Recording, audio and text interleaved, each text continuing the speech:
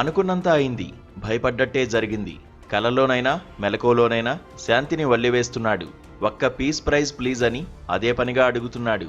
ఓ నోబెలిచ్చి శాలువా కప్పండని ఎంత మొత్తుకున్నా ఎవరూ వినకపోతిరి. ఓ పాకిస్తాన్, ఓ ఇజ్రాయెల్ వినా యూరప్లో ఆప్తులనుకున్న వారు, ఆసియాలో ఆత్మీయులమన్నవారు అమెరికా అధ్యక్షుడి పక్షాన వకాల్తా పుచ్చుకోలేదు. కమిటీతో ఒక్క మాటైనా చెప్పలేదు. ఇప్పుడాయన ఒగ్గబట్టుకున్న ఆగ్రహాన్నంతా కక్కేశాడు. తనను శాంతి దూతగా గుర్తించని, ఓ అవార్డు కూడా ఇప్పించని ఈ మానవ లోకం మీద ప్రతీకారం తీర్చుకుంటున్నాడు.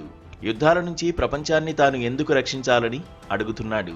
ఎప్పుడైతే తనకు నోబెల్ దక్కలేదో అప్పుడే శాంతి కోసం తప్పించాల్సిన అగత్యం తనకు తప్పిపోయిందని, యుద్ధాలు లేని ప్రపంచం కోసం వెంపర్లాడాల్సిన అవసరం లేకపోయిందన్నది ఆయన వ్యాఖ్య సారాంశం. ఇది ఆయన అప్పటికప్పుడు ఆవేశంగా అన్నమాట కాదు. నార్వే ప్రధానమంత్రికి రాసిన లేఖలో 8 యుద్ధాలు ఆపినా తనకు నోబెల్ పీస్ దక్కనందునే గ్రీన్లాండ్ మీదకు దండెత్తుతున్నానని చెప్పకనే చెప్పారు. అమెరికా ప్రయోజనాలు తప్ప ఇక శాంతి గురించి దేబిరించాల్సిన అవసరం తనకు లేదనడం ద్వారా రేపో మాపో దురాక్రమణ తథ్యమని తేల్చేశారు.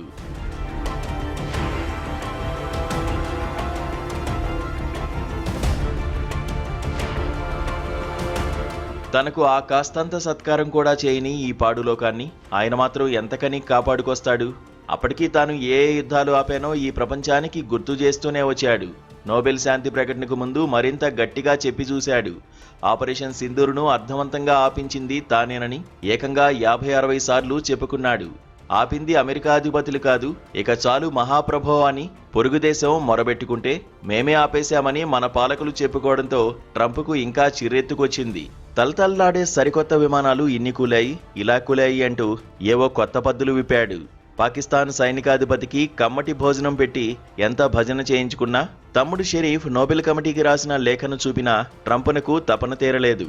ఇజ్రాయెల్ అధినేత నెతన్యాహు ట్రంప్ను శాంతిదూతగా కీర్తించి నోబెల్ కమిటీకి రాసిన లేఖ పూర్తి పాఠాన్ని చదివి వినిపించినా ఈయన ఆశలైతే పెరిగాయి కానీ కల మాత్రం నెరవేరలేదు.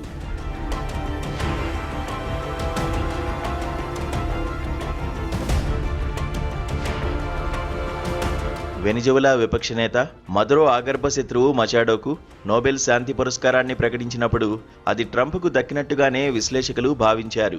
కాగల కార్యాన్ని తీర్చడానికే ఆమెకు ఈ అవార్డు ఇచ్చారని అంతా అన్నారు. వెనువెంటనే మదురోను మాయం చేసే కార్యక్రమము జరిగిపోయింది.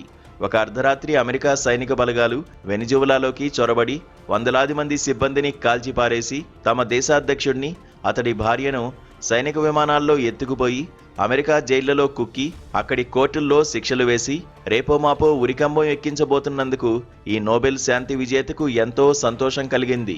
తమ దేశపు చమురు సంపదను దౌర్జన్యంగా స్వాధీనం చేసుకుని మిగతా దేశాలతో వ్యాపారం చేసుకుంటున్న ట్రంప్ను మించిన మంచోడెవరూ లేరని మచాడోకు అనిపించింది.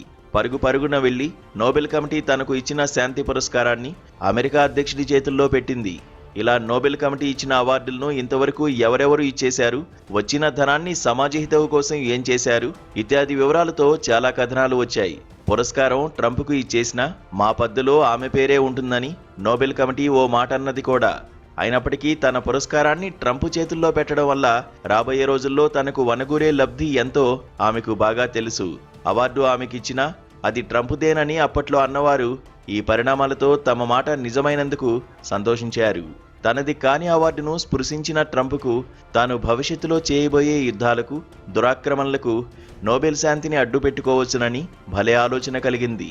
శాంతి కాముకుడి ముసుగు తీసిపారేసి అస్త్రశస్త్రాలు చేబూని ఇరాన్, గ్రీన్లాండ్ సహా ఆశించినవన్నీ సాధించుకోవడానికి ఆయన సిద్ధపడుతున్నాడు.